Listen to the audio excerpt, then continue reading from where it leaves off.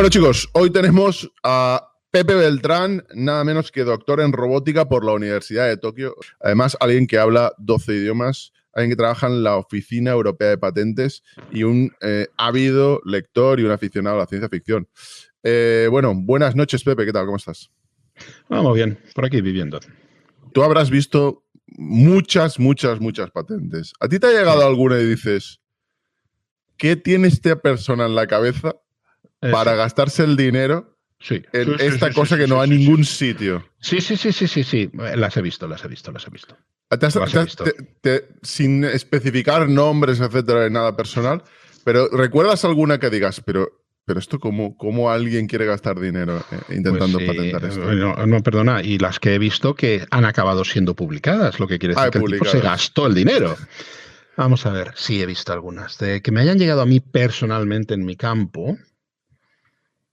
Un tipo, lo que me acuerdo fue de la inmensa caradura de un tío que mandó una petición de patente grandota, en un lenguaje súper ofuscado, o sea, aquello que te lo tenías que leer 3 veces con lupa para entender de qué estaba hablando este hombre, porque era una cosa, pero a mí, o sea, cuando la vi, me dio mala espina. Me dio mala espina en el sentido. Cuando trabajas en estas cosas, te hueles ya las cosas, terminas desarrollando un cierto instinto, ¿no? Entonces esta yo la veía y ya me olía mal. Entonces fue analizarla, estudiarla, ver qué coño estaba diciendo este tío, porque el lenguaje era enrevesadísimo. Y finalmente ya, por fin, descubro qué narices estaba intentando patentar el tío. Hablando en plata, el tío estaba intentando patentar la Internet. Y estaba clarísimo que el tío había ido a posta a escribirlo de la manera más enrevesada posible y más liosa imaginable. ¡Ostras, qué bueno! Para ver si colaba. Multimillonario. Para ver si colaba. O sea, el tío lo había hecho con toda la mala baba. O sea, yo estoy convencido de que el tío lo había hecho con toda la mala baba para ver si colaba y la liaba parda. ¿Vale? Pero bueno, esa es también parte de nuestro trabajo. ¡Ostras, qué bueno! Eso también ¿Qué hubiera pasado si le dais la patente? ¿Qué hubiera pasado que al cabo de unos meses seguramente un juez la habría tirado atrás, pero durante esos meses el pifostio que se habría montado sería hubiera ordenado paralizar operaciones de tú vas a saber qué habría pasado, pero el pifostio que se habría liado habría sido de órdago. ¡Qué bueno! Oye, quiero conocer a ese tío. El pifostio hubiera sido de órdago, ¿vale? Pero esa también es parte de nuestro trabajo. Nuestro trabajo también consiste en ser porteros. Nuestro trabajo también consiste en ser porteros para evitar que haya listillos que se pongan a hacer según qué cosas. Una que yo he visto, y esto te vas a partir, esta es una de las que hasta cierto punto más me parto de risa. Hay una compañía muy famosa de electrodomésticos, que es Hitachi. ¿Vale? Entonces, resulta que Hitachi tiene reputación dentro de la oficina de patentes porque es uno de los mayores de las compañías que más patentes detenta en un campo muy particular. Consoladores. A ver. Entonces, vale. Entonces, Hitachi, la última vez que miré, Hitachi tenía, o sea, en la oficina de patentes, la última vez que miré en el campo de consoladores tenemos como 1000 y pico en la base de datos. 1000 y pico patentes relacionadas. Esa cartera de patentes de Hitachi debe ser valiosa. Espera. Tenemos como 1000 y pico patentes relacionadas con consoladores en la oficina de patentes. Solamente en nuestra base de datos de la oficina europea. No estoy hablando de bases de datos en otras. Quiero que veas las reivindicaciones. Son geniales. Entonces, y de esas, como el 40%, 400 o así, son de Hitachi. Entonces, de Hitachi, una de las más espectaculares que he visto nunca en este aspecto fue una de un chirimbolo que es pues un consolador que tú sabes que antes los contestadores automáticos tenían una cassette Ajá. Y luego, pues ahí se graba todo y que ya a día de hoy, en vez de una cassette, lo que tienen es un chip de sonido que graba. Entonces, los de Hitachi cogieron un chip de esos que graba de sonido, se lo enchufaron al consolador y puedes grabar un mensaje. Como dices, grabar un mensaje que se reproduce durante el uso. Entonces, de entrada, ya... Le habla ahí. Sí, pero es eso. Y como, o sea, de entrada ya creo recordar, porque esto hay que reconocer que es una patente que leí hace mucho tiempo, creo recordar que la patente mencionaba que era ideal para regalos.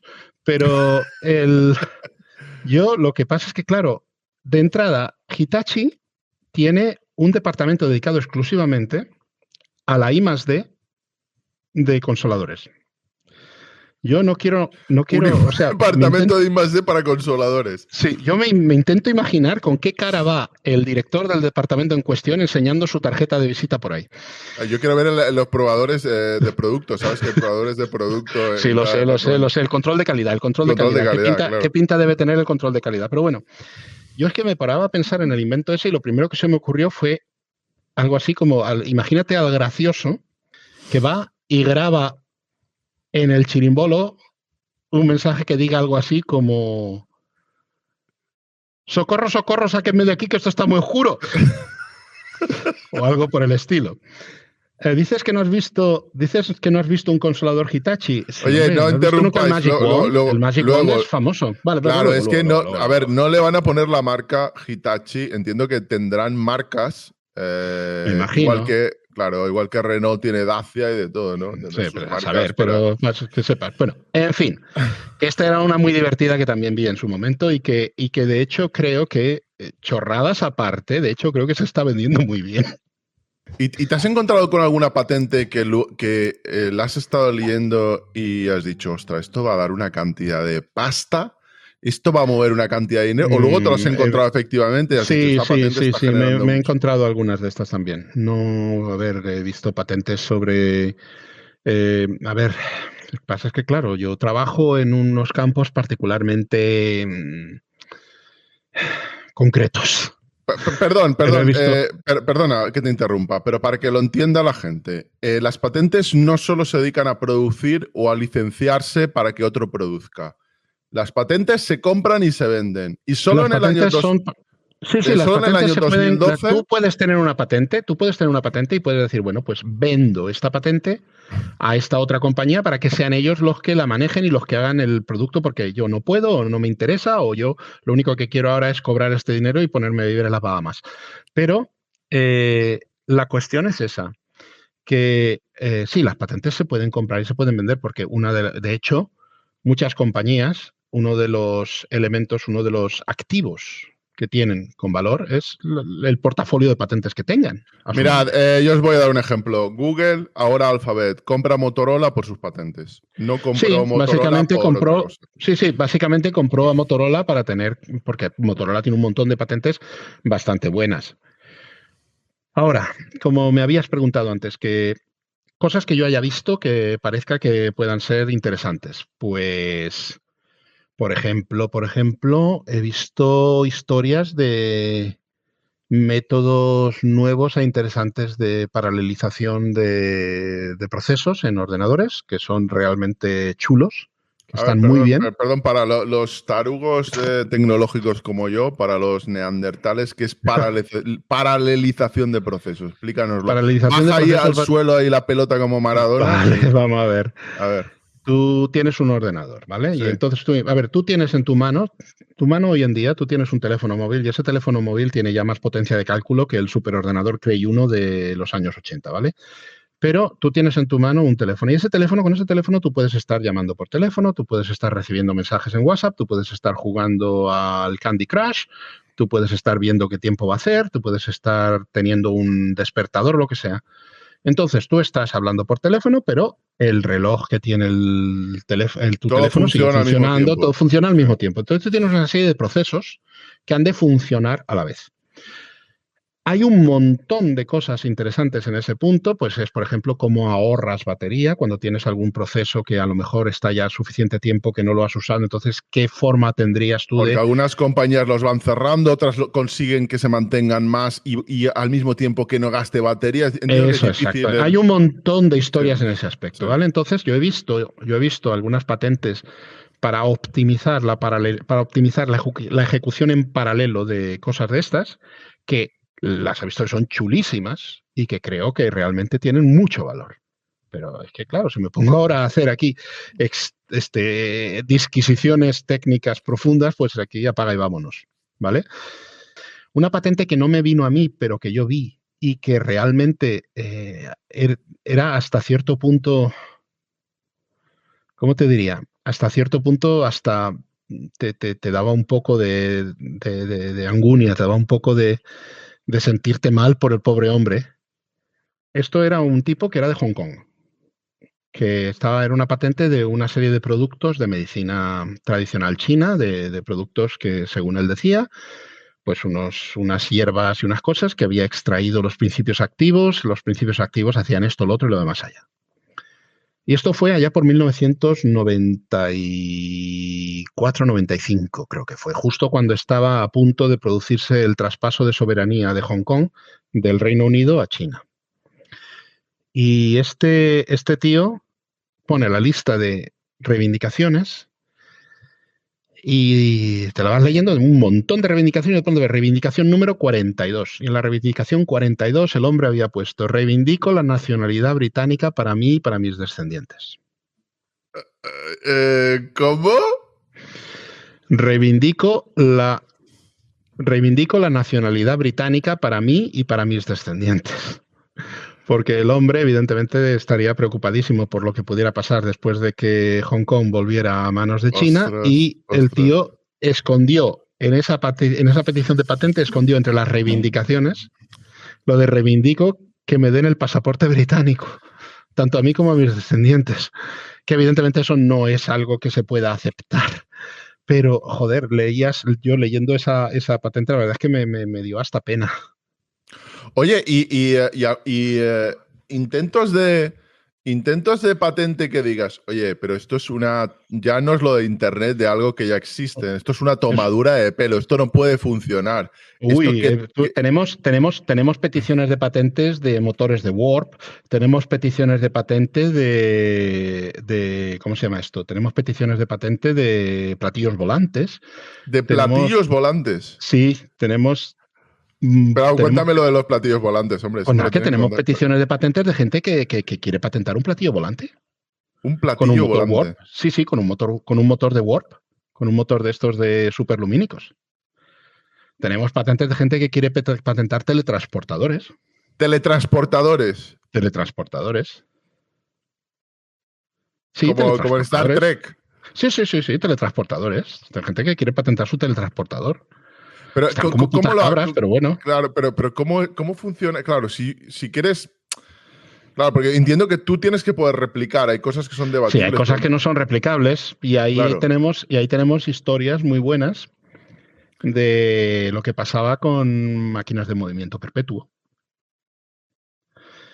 Llevan máquinas de Máquinas de movimiento. movimiento perpetuo. Oye, Sí, a máquinas de ese le movimiento. quiero dar la mano. Ese es un O sea, genio el tío. máquinas de movimiento perpetuo llegaban, y antes lo que se hacía básicamente era que en proceso, básicamente cuando estaban en tratamiento administrativo, si llegaba algo de máquinas de movimiento perpetuo, inmediatamente se devolvía, porque esto iba directamente en contra de la segunda ley de la termodinámica. Básicamente esto no. Pero ¿qué pasa? Pasa que los auténticos creyentes son absolutamente inasequibles al desaliento. Le puedes decir que esto es una tontería, que lo van a intentar de nuevo y lo van a Exacto, y te lo intentar y mandan lo de van a nuevo, y te intentar. lo mandan de nuevo. Entonces tú devolvías una patente y a las 3 semanas la tenías de vuelta. Con alguna cosa Ostras. cosmética cambiada, pero tenías la de vuelta. Al final se decidió que aquello era un gasto de horas hombre por tener que andar haciendo los trabajos administrativos y todo eso, que no era de rigor. Y entonces decía, pues venga, que entren. Que luego, si ellos quieren vender su producto, que lo intenten. Pero que nosotros ya... Y esto nos ha venido muy bien.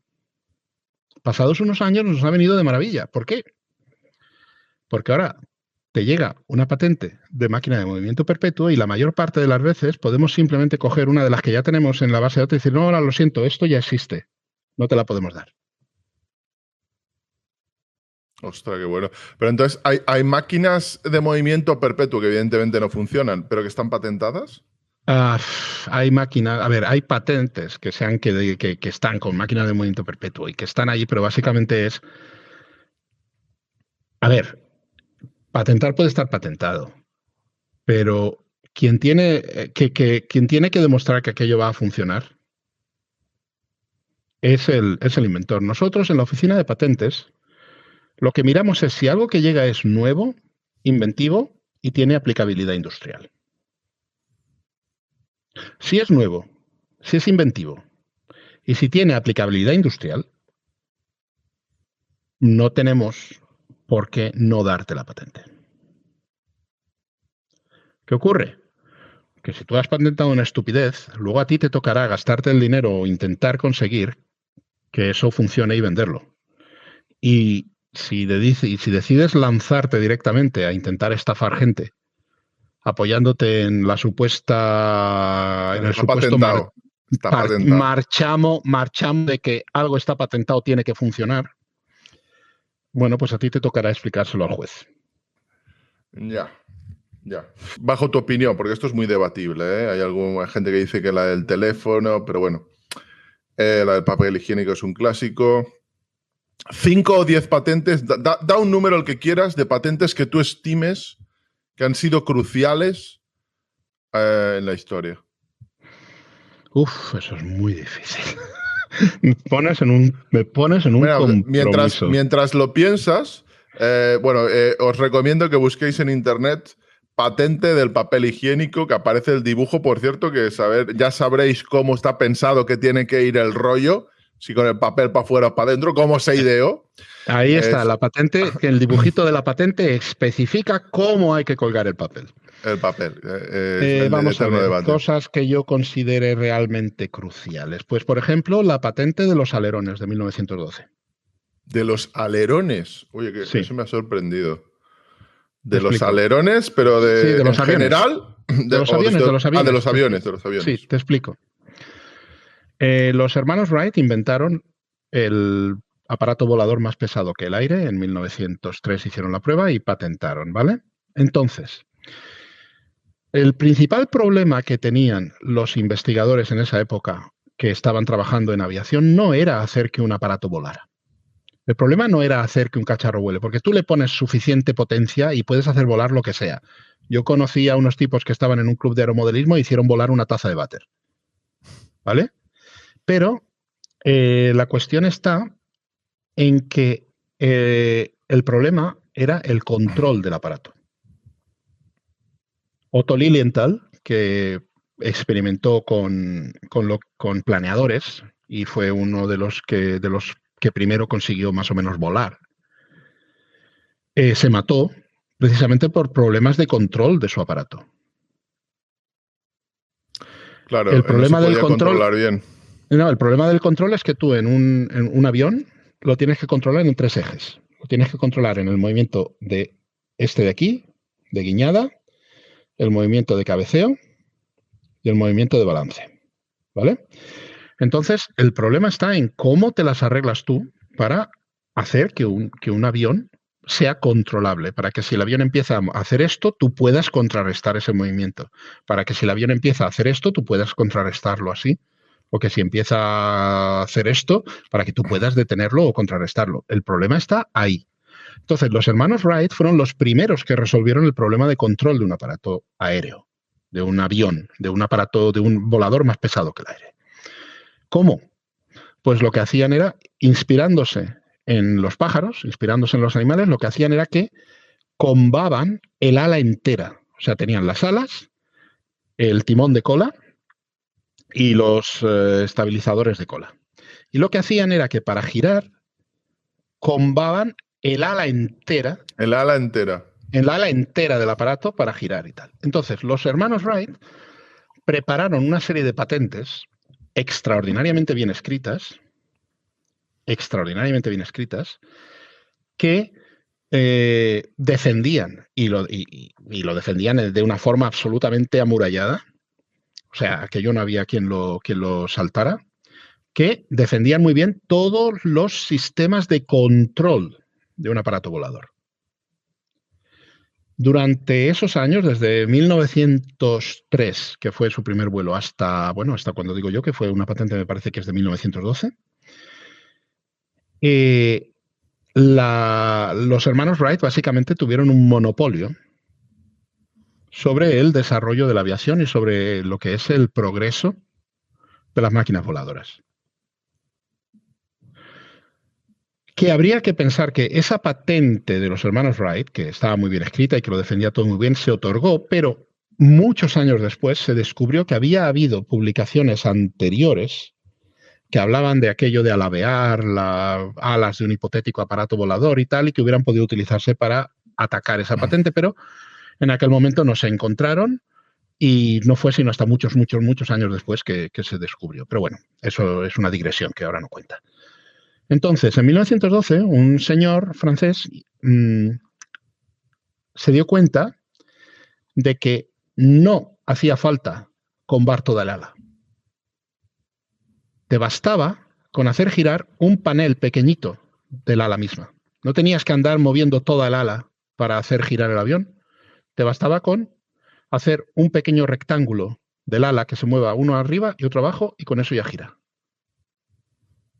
Entonces, eso fue lo que rompió el monopolio de los hermanos Wright sobre el desarrollo de la aviación, porque aunque los hermanos Wright fueron absolutos genios, que fueron los primeros en montar realmente un avión volador realmente controlable, pero el problema está en que estaban ahogando el desarrollo de la aviación, sobre todo en Estados Unidos.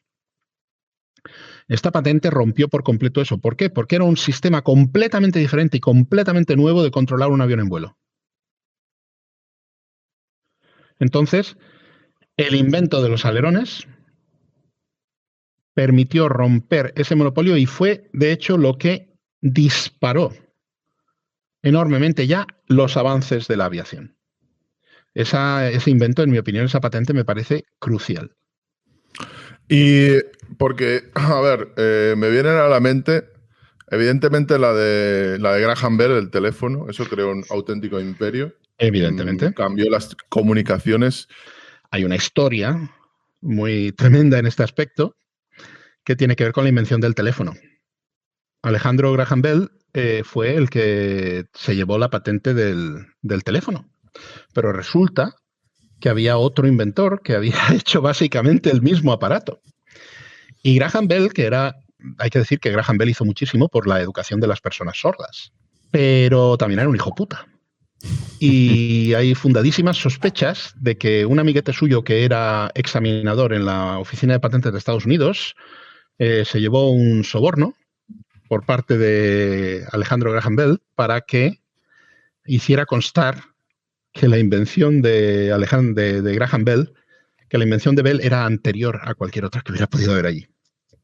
De hecho, había tres grupos casi al mismo tiempo trabajando, y creo que el primero fue un inmigrante de origen italiano el que de verdad... Sí, Meucci fue el primero, pero Bell básicamente se sospecha que un amiguete suyo lo sobornó, que trabajaba en la oficina de patentes, para que arreglara los papeles y los perdona que te interrumpa, porque ahora esto se ha olvidado y suena Alejandro Graham Bell o Alexander Graham Bell como si estuviéramos hablando aquí ahora de Pericles o estuviéramos hablando aquí de Arquímedes. No, esto fue en 1880 y algo, ¿eh? En 1870 y tantos. Claro, y es que creó tal imperio, pero tal imperio, que la empresa, a raíz de sus invenciones, siguen existiendo las desgajadas de la matriz y son de algunas de las empresas más importantes de Estados Unidos. Más importantes hoy en día. Del mundo, sí. Del mundo. Sí, muy y a raíz de que se convenció a su amigo por la patente, si no lo hubiera hecho, no hubiera ocurrido eso.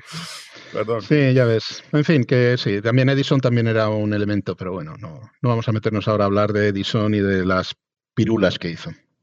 ¿El telégrafo ya tenía alguna El telégrafo, patente? había bastantes desarrollos de telégrafo, ya antes de incluso de la invención del telégrafo de Morse. Morse inventó un tipo de telégrafo eléctrico, pero había muchos otros. El de Whiteside, por ejemplo, que se usaba mucho en Inglaterra para comunicaciones a lo largo de las líneas férreas entre estaciones y controladores, que funcionaba con un proceso completamente distinto del telégrafo de Morse. O sea, telégrafos eléctricos había ya bastantes antes de que se inventara el de Morse y digamos que patentes al respecto, pues ya no era tanto sobre el telégrafo en sí, pero sí, por ejemplo, pues sobre repetidores, sobre cómo ahorrar energía con el telégrafo, cómo aumentar el alcance y todas esas cosas. Otra patente importante, en mi opinión, habría sido las que hizo Marconi, la radio. La radio. Aunque Marconi también era un elemento de mucho cuidado, pero bueno. Y más cosas interesantes de patentes. A ver, las patentes relacionadas con la televisión.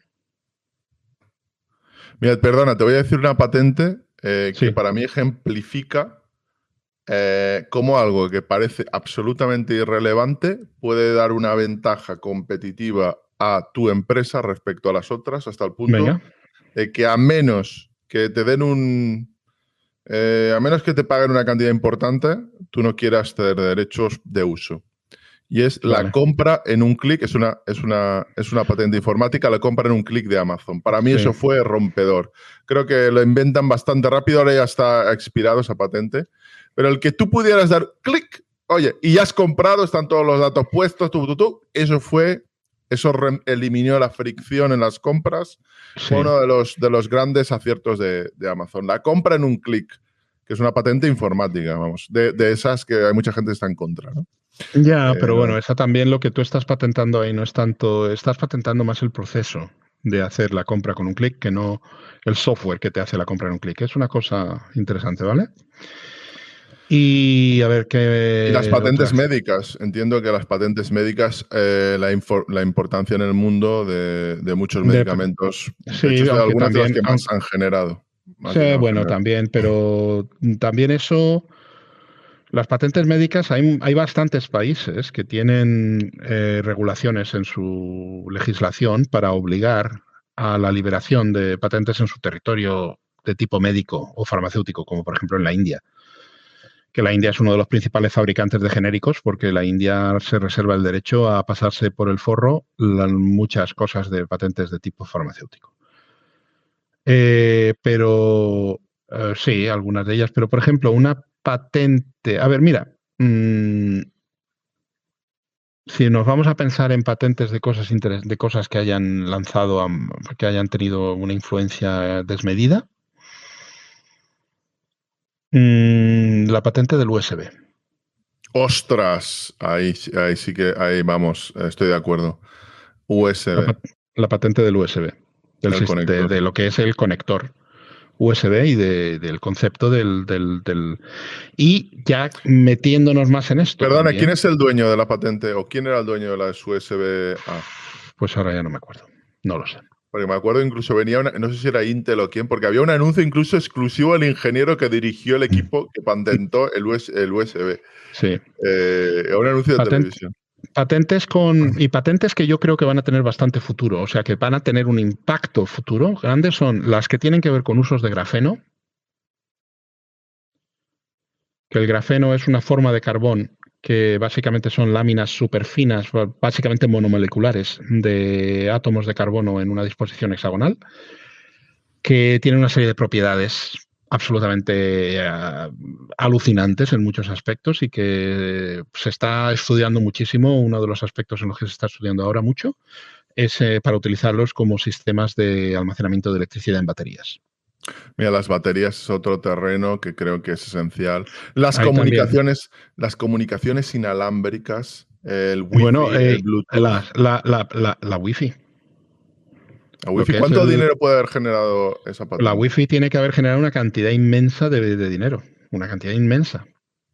Y luego están las patentes derivadas de lo que llaman la madre de todas las demos. La madre de todas las demos fue una demostración informática en 1968 que la hizo ¿cómo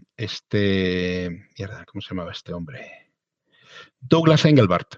Douglas Engelbart, que fue un tipo que inventó un montón de cosas interesantísimas que hoy utilizamos, por ejemplo, el ratón, por ejemplo, la historia del ratón, pero era de Xerox, ¿no? Lo estaban... a ver, estaban en la Engelbart trabajaba en Xerox, pero básicamente fue el que estaba detrás del invento del ratón.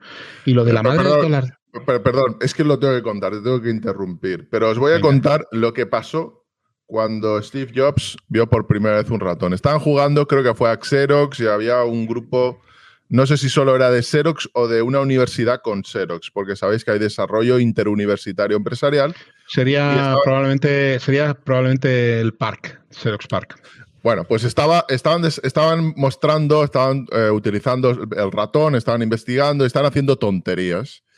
Y invitaron a Steve Jobs, que Steve Jobs podía tener muchas cosas, se le critica, se le dice que es un sociópata, pero un auténtico visionario. Oh, sí. Y cuando le mostraron el ratón y vio que estaban jugueteando, los ingenieros que estaban trabajando con el ratón en la universidad y en Xerox, literalmente le vieron que empezaba a temblarse el cuerpo y se empezaba a temblar la voz y la boca a Steve Jobs.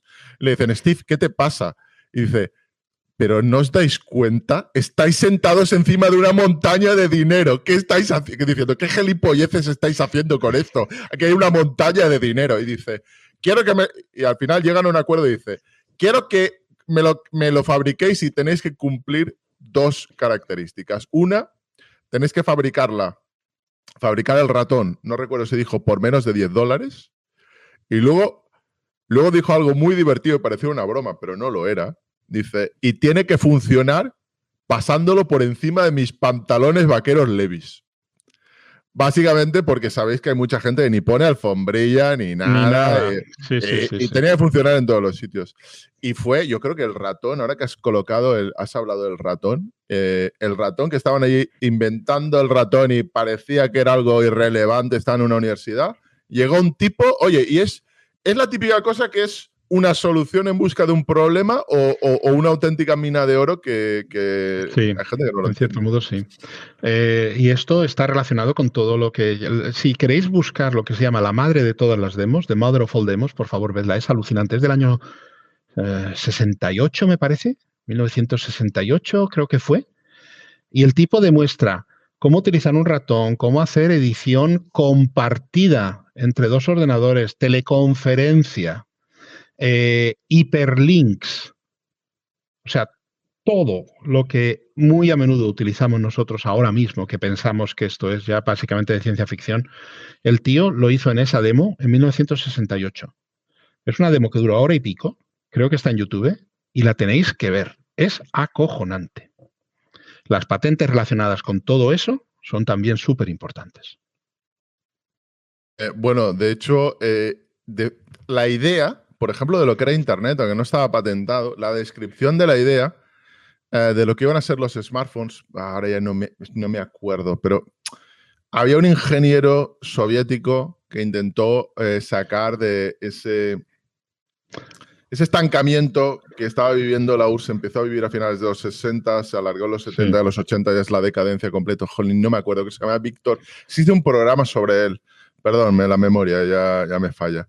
Pero, no, ya sé cuál dices. Espérate que te voy a decir que sé quién es. Y que además el problema fue que este hombre se murió en 1980 y poco. O sea, se murió justo cuando estaba aquello poniéndose en marcha y lamentablemente se fue toda la mierda porque el hombre se había muerto. Él tenía la visión, él tenía una visión que hubiera sido como el Internet. Hubiera sido Internet, era Internet. Bueno, la visión que él tenía era Internet. Claro, el problema soviético es que, a diferencia de los clichés, en lugar de haber una idea de Internet centralizada, era cada universidad o cada ciudad o cada centro tecnológico desarrollaba su Internet o su software y eso era desastroso. Y él creía que querían salvar básicamente la Unión Soviética con la creación de Internet. Él veía que el sistema estaba fallando. Y perdón, está en mi capítulo de Spurna los ingenieros informáticos o los ingenieros que trataron de salvar la Unión Soviética inventando Internet, que al final fracasaron. Pero bueno, él cuando empiezan a preguntarle sobre el futuro, hay un libro que es del 80, que es póstumo. Él muere en el 80 y lo publican en el 80-81.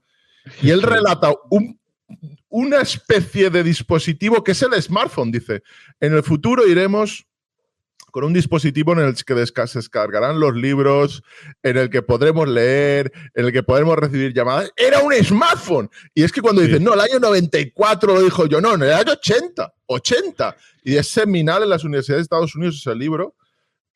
Lo siento. El problema está en que ahora no me acuerdo cómo se llamaba el hombre. Ya sabes, tú sabes a quién me refiero, ¿no? Sí, sé quién dices, pero ahora no me acuerdo el nombre. Sí. Vale, es el episodio 41 exactamente de Spurna. Quién dices. Episodio 41 de Spurna, sí. El episodio 41 de Spurna, lo buscáis en iVoox, se cuenta la historia de los entresijos de todo eso. Pero bueno, y una cosa ciencia ficción. También una cosa que quiero compartir son también que tengo preparada la colección de patentes estúpidas. Oye, por favor, empecemos con eso, porque de lo contrario, vamos, me está encantando el programa, por favor, enséñanos ahí patentes absolutamente hilarantes. Os presento el aparato para ayudar a las mujeres a dar a luz. ¿Cómo? ¿Qué es eso? Ese círculo. ¡Ostras! Esto hay que ampliarlo, ¿eh? A ver. Esto.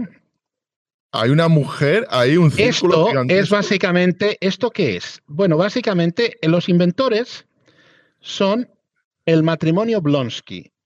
El señor y la señora Blonsky. George Blonsky y Charlotte Blonsky. ¿Qué narices es eso? ¿Qué es esto? Esto es un aparato para ayudar a parir a las mujeres. ¿Y en qué consiste? Consiste básicamente en cójase usted un aparato de los que se usan para entrenar astronautas, o sea, una centrífuga, quitas la cápsula del brazo y en su lugar pones una camilla. Y le das vueltas y lo que ves que obsérvese que entre las piernas de la mujer se pone una cesta. ¡Cae ahí el niño! Y eso es darle vueltas. Y lo más absolutamente aterrador de esta patente es que si tú te vas a la descripción... Años 65. Si tú te vas a la descripción... Espérate, que estoy buscando... Esto es lo que yo quiero ver. Da hasta 7 Gs. 7 Gs de aceleración. Da hasta 7 Gs. Hombre, la mujer acabaría mal, ¿eh? Un poco mal ahí. Tendría que hacer un curso de astronauta antes de París. Entonces, este es el invento del señor y la señora Blonsky para parir. Detalle interesante. Ostras, detalle interesante. Por alguna razón que no acabo de comprender, el señor y la señora Blonsky jamás tuvieron hijos. Ostras. Vale. Ostras, ahora, pero qué psicopatía. Y claro, y ahora imagínate tú durante el parto. Imagínate tú durante el parto, el chirimbolo ese dando vueltas y el médico corriendo al lado. ¡Empuje! ¡Ostras! Ahora, me imagino a la mujer con la cara deformada como en las películas ahí de James Bond por la aceleración. Sí. Ostras. Bueno, ahora a ver que os voy a enseñar una cosa genial que es el portaperros. El portaperros. Oye, eso lo quiero ver. Es un transportín para perros. Inventado por una señora alemana llamada Helga Burg. Su nombre jamás se me olvidará. Helga Burg. Que los que estamos ahí en la oficina estamos absolutamente convencidos de que esa mujer en sus tiempos mozos fue guardiana en Auschwitz. A ver, el portaperros. Porque es un aparato es un transportín para perros, que básicamente es un maletín de ejecutivo, le quitas los lados. Primero lo describo y ahora lo enseño. Maletín de ejecutivo, lo imagináis. Le quitas los lados grandes, le quitas el fondo y te quedas con un marco con el asa encima. En la parte delantera le pones un bozal o un soporte para la cabeza. En la parte trasera le pones un tornillo a rosca. A ver eso. A ver ese portaperros. Aquí lo tienes.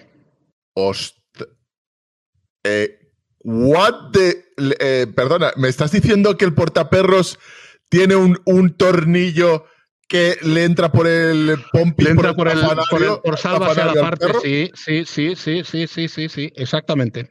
La Virgen Santa. Esto es el Hitachi unido a la señora Burke. Esto es el consolador de perro.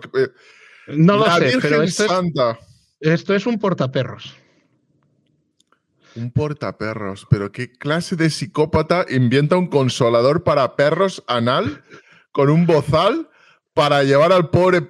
Me gustaría ver el proceso en el que le inserta eso al pobre animal. Sí, a mí me gustaría ver, intentar volver a hacer. Espera. Y a mí lo que me gustaría ver es intentar volver a hacerlo después de la primera vez. Sodomizador de perros, es un sodomizador de perros. Sí, y hay otra más, espérate. Y luego de enseñarte las que tengo aquí más gloriosas, te voy a enseñar te voy a hablar de un hombre que es absolutamente. Psicópatas. Te voy a hablar de un hombre que es una auténtica leyenda, pero leyenda dentro de la oficina de patentes. Que el título dice que es un dispositivo de entretenimiento manejado por el propio usuario. A ver. Dispositivo de entretenimiento manejado por el propio usuario. ¿En qué consiste el dispositivo de entretenimiento? ¿Qué narices es esto? Un aparato para darte patadas a ti mismo. Es que me parece tan estúpido. A ver. ¿Está en la persona está generando una especie de fuerza para que un pie está le da básicamente una patada? con una manivela que la hace girar así, y lo que hace la manivela es hacer girar los pies esos que le dan patadas en el culo. Pero ¿cómo puede pagar esto de cuánto es? ¿Cómo puede pagar alguien 6.000 euros por esto? Esto es del año 2001. ¿Esto es del 2001 encima? Sí, aquí lo tienes. Aquí a la derecha lo ves. 25 de septiembre del 2001. La madre del amor hermoso. La madre del amor hermoso. ¿Y a esto qué le dice la oficina de patentes? ¿Que sí, que no? ¿Que medio pensionista? Esto, chico, ¿ha inventado alguien un aparato para darse patadas a sí mismo en el culo? ¿Sí o no? Madre mía. ¿Es un procedimiento, es algo que es inventivo, sí o no? ¿Tiene aplicación industrial en el sentido de que sea aplicable en alguna cosa concebible de entretenimiento, supongamos en un dungeon para BDSM? Oye, si cumple esas condiciones, se otorga. Que la publicación de una patente, hay que decir que la publicación de una patente no quiere decir que la patente se haya dado. Las patentes, todo lo que nos llega de patentes, ya sea otorgado o no, se publica. Una patente que haya sido rechazada también se publica. Madre del amor hermoso. ¿Y esto entonces, en concreto salió adelante? Pues yo estuve mirando un poco por pura curiosidad morbosa, estuve mirando en la base de datos y no encontré nada que se pareciera a esto. Así que me imagino que lo otorgaría. Madre del amor. Veo la descripción. El problema del inventor es vender esto, pero bueno, oye, ahí lo tiene. User operated. Operated apparatus for kicking the user's buttocks. Y espérate. En fin, alucinante. Estoy alucinando pepinillos. Bueno, pues antes de acabar con la historia de las patentes, voy a contar. Pero me tienes que enseñar esa de la leyenda de las patentes, ¿eh? Sí, no, es que voy a hablar ahora. Voy a hablar de él. Nuestra leyenda de las patentes, o sea, lo que es el santo patrón no oficial de los que hacen. El santo patrón no oficial de los examinadores de patentes es Arthur Paul Pedrick. Paul Pedrick, que tiene entrada en la Wikipedia, por cierto. Ostras, luego la veo. Entonces, ¿este hombre qué le pasa? Este hombre era examinador de patentes en la oficina británica.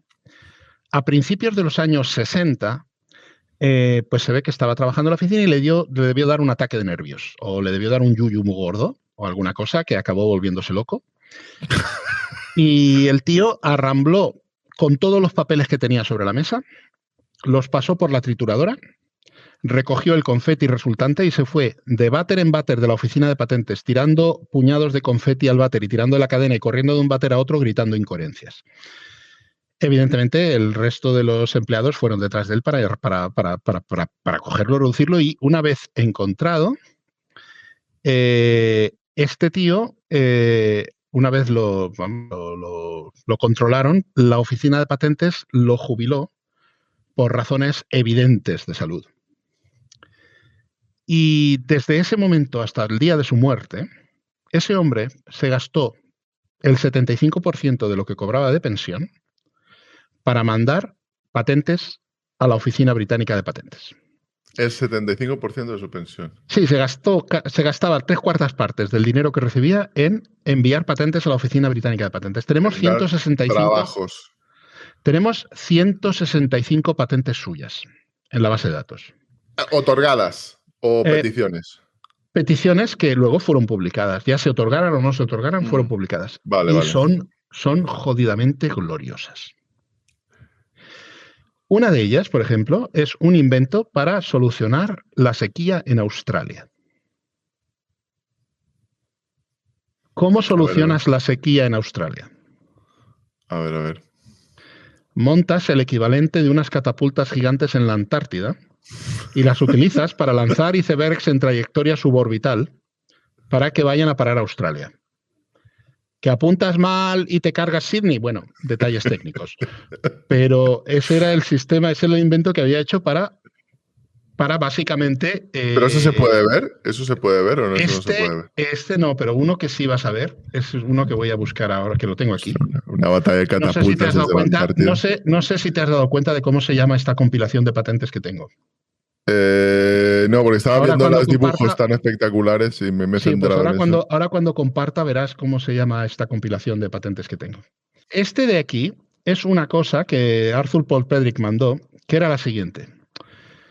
El Reino Unido tiene un arsenal termonuclear que se supone que es disuasorio, pero vamos a ser honestos. Si de verdad los soviéticos atacan, el arsenal nuclear inglés es una puta mierda, no sirve de nada, es una miseria. ¿Por qué no les damos un uso a todas esas bombas H que tenemos? Que pueda servirnos para algo. Y entonces, ¿qué es?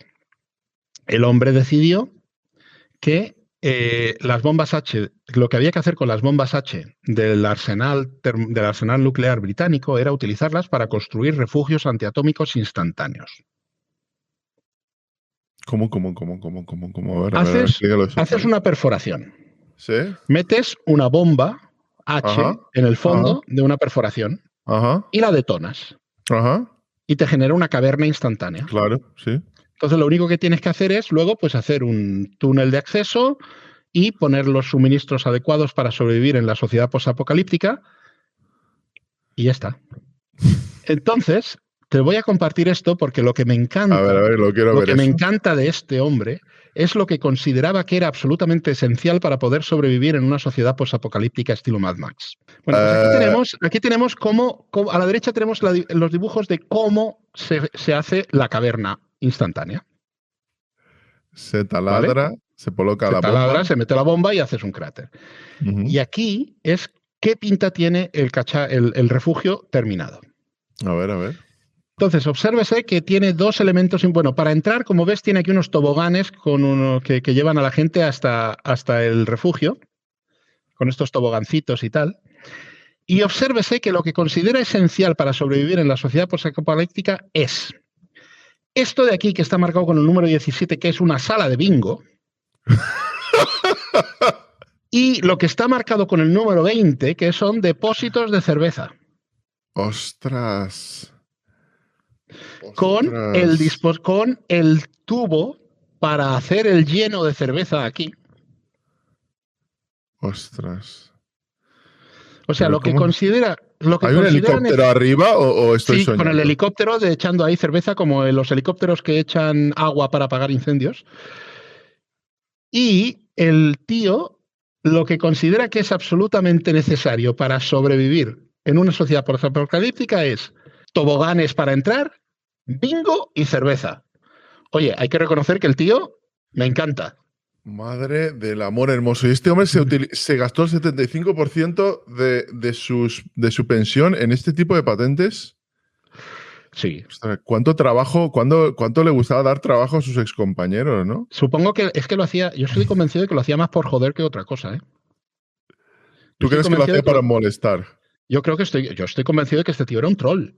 Este tío era un puto troll a la letra. Ostras. Es absolutamente genial. Y lo del casino, como dice este Carlos Pato, no un casino mejor que un bingo, no.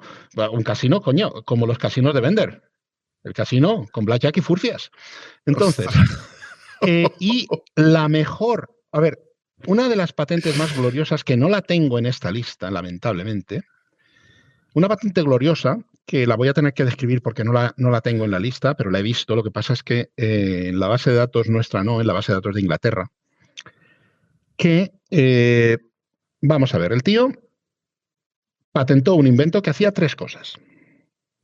A ver. La primera, mejoraba el clima de Inglaterra. Mejoraba el clima de Inglaterra. La segunda, ayudaba a redistribuir los recursos hídricos del país. Ajá. Y la tercera, servía como escudo antimisiles. Entonces, el tío, ¿en qué consiste el superinvento ese?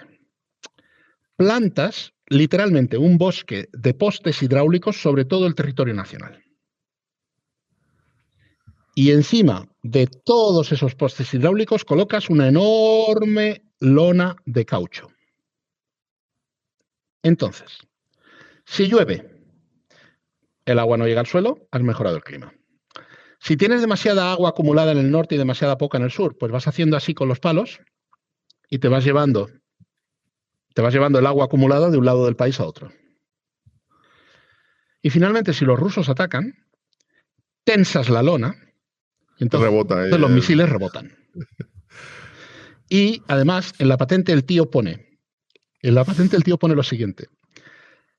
Una ventaja adicional de este invento es que ajustando, o sea, si los rusos atacan, ajustando la tensión y el ángulo de la lona, se pueden redirigir misiles que lleguen hacia un tercer país enemigo, como por ejemplo Francia.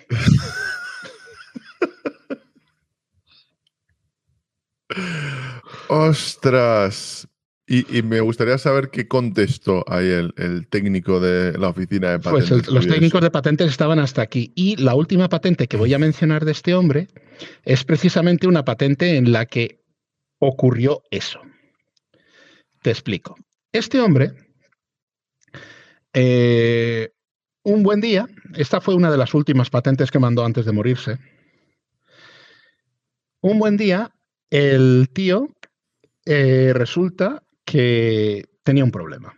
Y el problema era que, bueno, él tenía un gato naranja que se llama Ginger. Y el problema que tenía es que él tenía una gatera en la cocina, en la puerta de la cocina, donde tenía dentro de la cocina, pues tenía la comida para el gato entraba, salía, pero resulta que el gato del vecino se le colaba por la gatera y se comía la comida de su gato. Entonces el hombre pues debió enfadar mucho. Sí, entonces el hombre estaba bastante fastidiado por eso y se le ocurrió un invento genial que básicamente es un chirimbolo que detecta el color del gato que llega. Si el gato que llega es un gato naranja, como el suyo, pues deja que la gatera se abra. Si lo que llega es un gato que no es naranja, como por ejemplo el gato negro del vecino, pues se deja bloqueada la gatera. Entonces el tío, bueno, de momento tú puedes pensar, hostias, pues esto es tiene hasta cierto contacto con la realidad. O sea, es algo que hasta cierto punto parece hasta normal.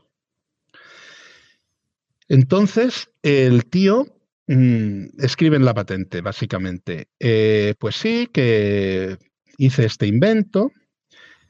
Cuando le enseñé a Ginger, el nombre del gato, cuando le enseñé a Ginger los dibujos para mi unidad de control cromáticamente selectiva para gateras, se quedó muy impresionado.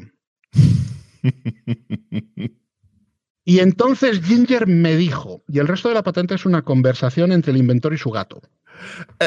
La descripción de la patente. Sí. Ahora lo verás.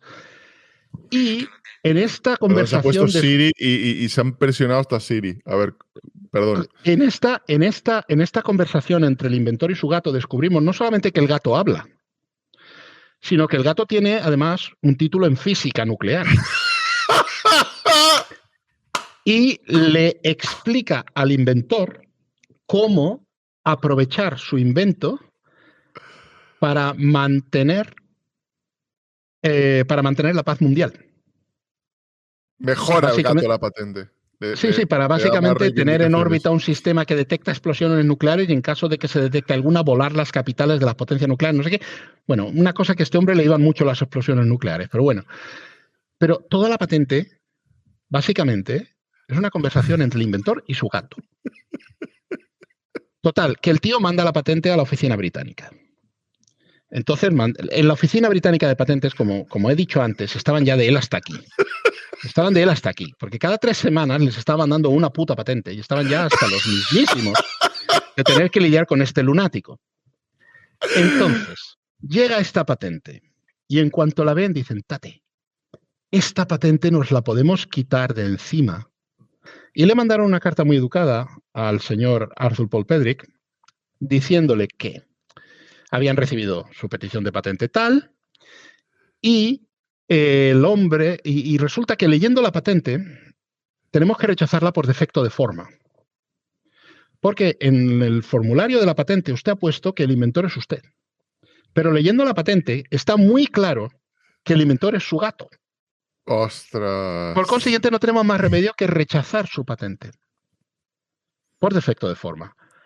A lo cual, el tío respondió diciendo, tienen ustedes toda la razón, el inventor es mi gato, pero mi gato no está registrado en ningún registro civil ni está registrado en ningún organismo del gobierno de Su Majestad Británica. Y yo soy el responsable legal de todo lo que haga mi gato. Y eso incluye las patentes. Y no les quedó más remedio que comerse la patente con patatas y la tenemos en la base de datos.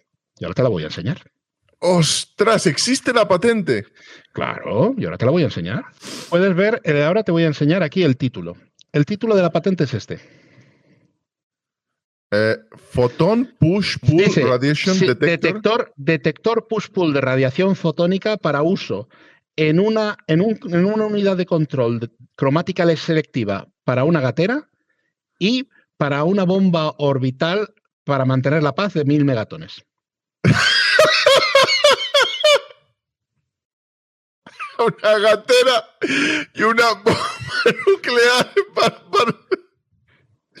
Oye, qué mezcla de patente, me parece. Voy a pasar las páginas. 3 de marzo del 76. ¡Ostras! Sí, voy a pasar las páginas. Voy a pasar las páginas y si tú puedes ver el cambio de página, porque ahora voy a poner la conversación ¿dónde empieza la conversación con el gato? Sí, veo, a ver si puede verse la conversación, el diálogo entre el gato. Cuando le enseñé a Ginger mis dibujos para la unidad de control cromáticamente selectiva para gateras, se quedó muy impresionado. Ron, dijo Ginger, es muy inteligente.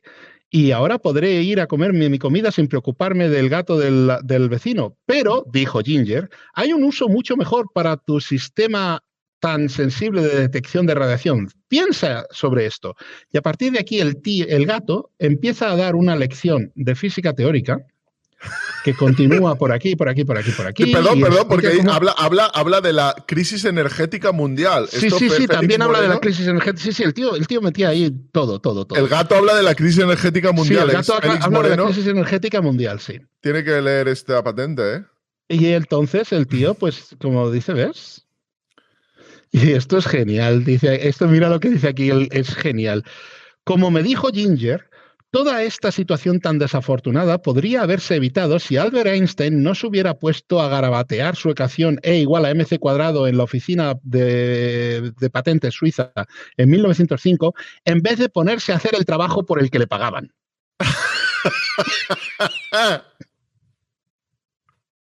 Porque, para los que no lo sepáis, Einstein, mientras estaba escribiendo algunos de sus artículos más importantes, trabajaba en la oficina de patentes de Suiza.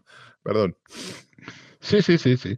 Y aquí tenemos ya, pues, los dibujos. Estos son los dibujos de cómo se supone que funciona el detector de fotones. Aquí creo que tenemos el dibujo de la gatera. A ver la gatera. Quiero ver la gatera. Este es el dibujo de la gatera. ¿Dónde está la gatera? Mi gato naranja y el gato negro del veis, se ve el detector fotocromático. El gato, sí. El gato negro no pasa y el naranja Sí. sí que pasa por el detector cromático del gato. Exacto. Y aquí tenemos el sistema de detección con la bomba orbital en la Tierra y todas estas cosas. A ver, el detector de bombas, ¿dónde está? Está aquí, está en la página siguiente, es esto. Vale, esto tan complicado, este dibujo que no me queda lo de muy arriba claro, es de la órbita, cómo estaría, y lo de abajo es los detectores, la bomba de 1000 megatones y todas esas cosas, y cómo funcionaría esto y cómo lo utiliza. Bueno, es la hostia, ¿vale? Es la hostia. Este tío es el santo patrón. Este tío es el santo patrón de los examinadores de patentes. Y este es el examinador. Este es el examinador de las patentes. Este no es el alumno, este es el examinador. Sí, este tío es el santo patrón de los examinadores de patentes porque es aquello que lo vemos y nos quedamos pensando y dicen, bueno, como dicen en inglés, thank God for small favors. O sea, gracias a Dios. O sea, es ahí como él podríamos acabar. Básicamente es una historia bastante, ¿vale? Es cojonudo. Este tío es la hostia. Y tenemos 165 patentes de él. Es puto mítico este hombre. 165, me las quiero leer las 165. Tengo que decirte que me ha impresionado mucho la patente de esa máquina de astronauta para dar a luz y del portasodomizador de perros, que sodomiza y porta al mismo tiempo. Sí. Pero oye, esto del bingo, de la cerveza y de la conversación con el gato que sabe de colapsismo mundial de los 70 y energético, nada más, porque he visto que hablaba World Energy Crisis. Sí. El gato dominaba todos los... Vamos, el gato absolutamente dominaba todo lo dominable. Dominaba todo lo dominable. Así que bueno, pues esto es lo que tenemos. Chicos, este programa es mítico. Estos últimos 45 minutos de Pepe han sido auténticamente míticos. Esto lo ponen en La Sexta, oye, y te cura el resfriado. Te cura el resfriado, te cura la depresión, te cura todo. Lo que sea. El COVID. Sí. Esto es una vacuna para el COVID también. Sí. Me voy a servir una Coca-Cola ya, porque ya estoy ahí subido, estoy subido al máximo. A ver, ahí. En honor a vosotros, chicos. Coca-Cola cero del Mercadona, creo, de estas baratas que cuestan 30 céntimos. Muy bien. A ver, pues te tengo que preguntar. Es que no sé si pasar ya las preguntas de la gente, porque yo estoy ahí tan subido con este tema de las patentes que no sé si puedo hablar ahora de idiomas. Mira que podemos hacer una cosa, podemos hacer preguntas de la gente de las patentes y luego cambiamos de tema. A ver, vamos a las preguntas y luego hacemos eso. Venga. Vamos a ver las preguntas porque veo que hay muchas. La gente se ha subido, se ha volado la cabeza, se ha subido a la parra. Vemos aquí una auténtica revolución, el motín del Bounty. A ver qué ha pasado.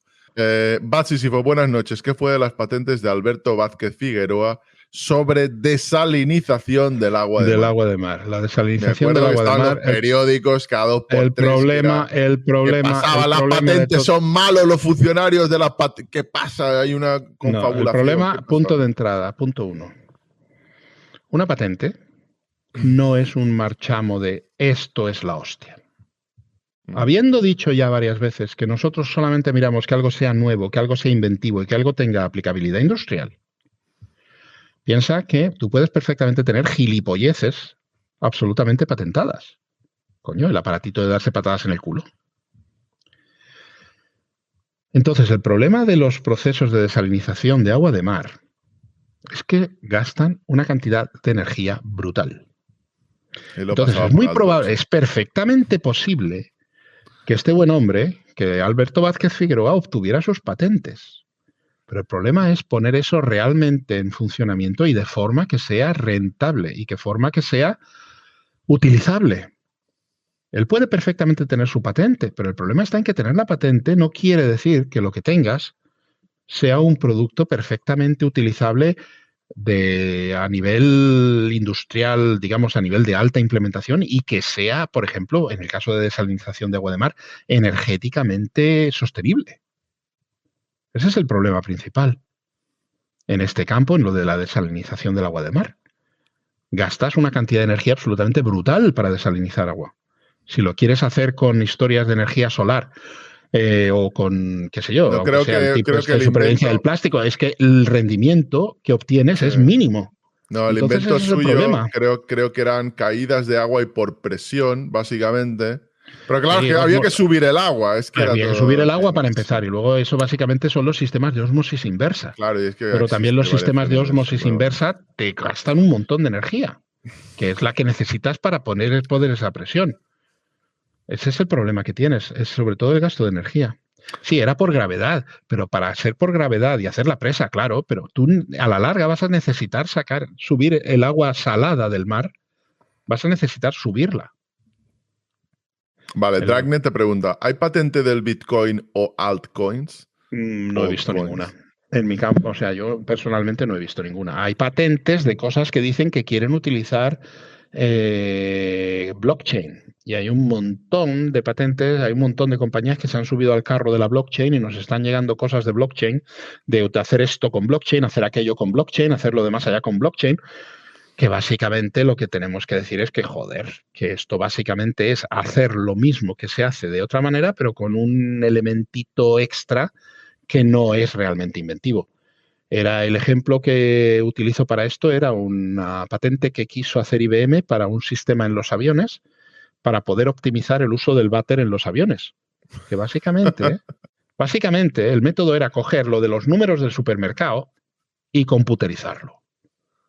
Y eso básicamente lo que se les dijo fue no se os puede dar porque esto es en los números del supermercado. La única diferencia es que en vez de utilizar un dispensador de papel, utilizáis un ordenador para que dispense los tickets. Y eso no es inventivo. Soul, BCN. ¿Cómo ponen la patente de VC que va al papel? Oye, todo el mundo, la duda. El papel, Pues el va papel por fuera, cuelga por hombre. fuera. Por fuera, El como dibujito es de la lógico. patente va con el papel por fuera, Por separado fuera, de la pared. Claro, que no vas a tener el papel contra la pared, en fin, que es absolutamente lógico. No, Sí. Nunca entendí esa discusión. A ver. Dice Buda Fosforito, ¿pueden los listos patentar artefactos y procedimientos de uso tradicional? Teóricamente no. Piensa que tú, si tú quieres patentar, te refieres a utilizar cosas como conocimientos de tribus aborígenes o de cosas tradicionales de algunos pueblos y tal, supongo que vas por ahí. Si tú eres capaz de encontrar algo que te sirva para demostrar que eso existía, entonces ya no es patentable. Si tú quieres patentar, a ver, imagínate que tú tienes unos exploradores que se encuentran con una tribu del Amazonas y que esta tribu resulta que sabe utilizar ciertas plantas para curar la burrigorditis aguda. Si tú luego intentas patentar el uso directo de esas plantas para curar la burrigorditis aguda, se te dirá que no. ¿Por qué? Porque los tipos estos ya lo sabían, lo utilizaban, entonces eso es conocimiento previo que estaba disponible y que pues se siente, pero no. Vale. Si tú lo que quieres es patentar que cojo las hojas de la planta en cuestión y extraigo de ellas el compuesto tal que se puede utilizar en forma de píldoras para curar la burrigorditis aguda, eso ya sí es patentable, porque no estás patentando el uso directo de las hojas en cuestión, sino que estás patentando cómo extraer el principio activo y cómo administrarlo. Pero bueno, vale. Siguiente. Qué interesante esta pregunta. ¿Cómo de habituales son los trolls de patentes en Europa? Menos que en Estados Unidos, pero hay. Estados Unidos son un problemón para las En Estados Unidos ha startups. habido un No tengo problemón ni idea. muy grave, pero en Estados Unidos están tomando medidas para intentar quitárselos de encima y sobre todo a nivel judicial. El problema en Estados Unidos es más fuerte porque en Estados Unidos, en el momento en que el proceso de patentes termina, vas directamente, ya la oficina de patentes se lava las manos del proceso y todo va a los jueces.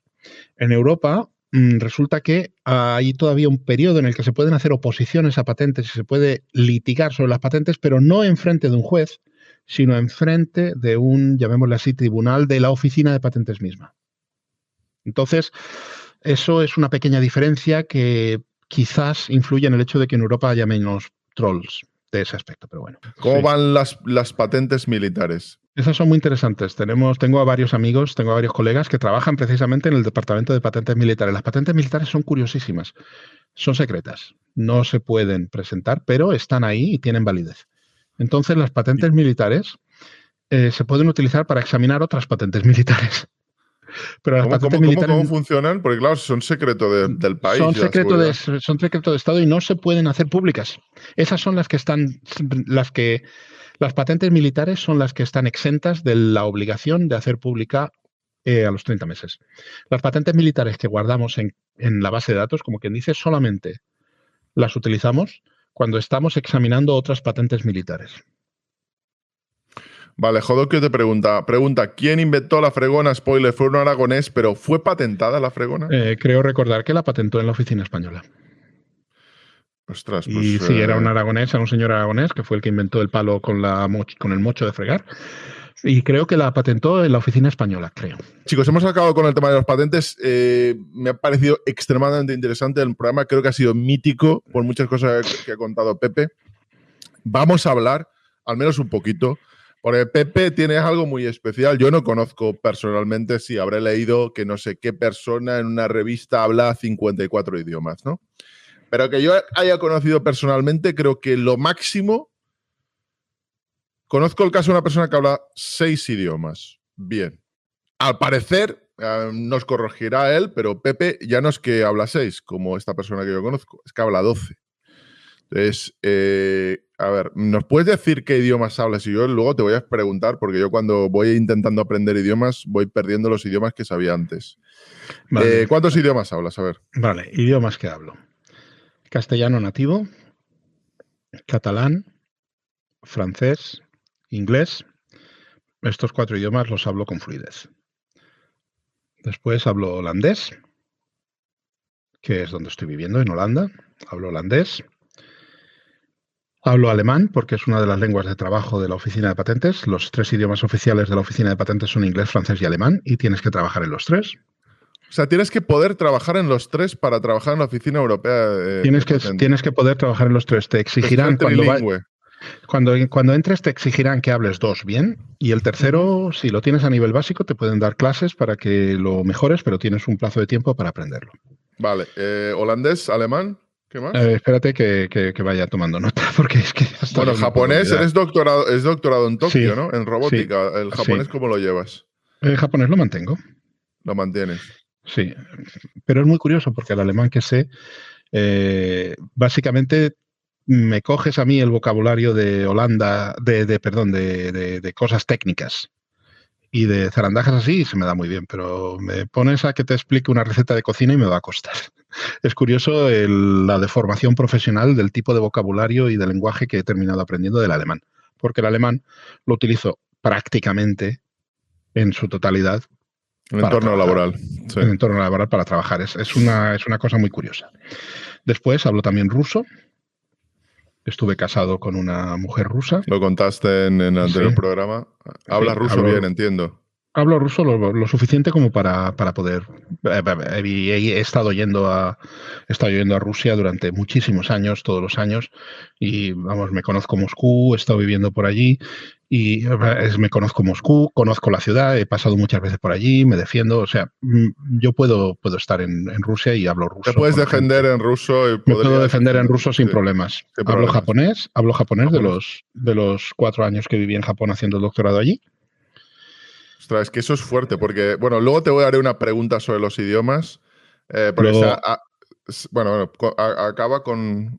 Luego japonés, también, pero estos ya son básicamente bastante más fáciles porque son idiomas latinos. Hablo italiano, portugués y rumano. Rumano lo aprendí hace muchos años por una apuesta. ¿Por una apuesta? Sí, tenía una novieta rumana y lo que hicimos fue apostar a ver quién de los dos aprendía el idioma del otro antes. Ostras. ¿Cuánto te llevó a aprender rumano? El rumano básico, 6 días. ¿6 días? Ostras. 6 días. ¿Cómo se puede aprender un idioma, aunque sea básico, 6 días? ¿Qué hiciste ahí? ¿A quién mataste ahí? Entonces, luego también, bueno, estos de momento ya llevo 11. A ver, español, catalán, francés, inglés, holandés, alemán, ruso, japonés, italiano, portugués, rumano.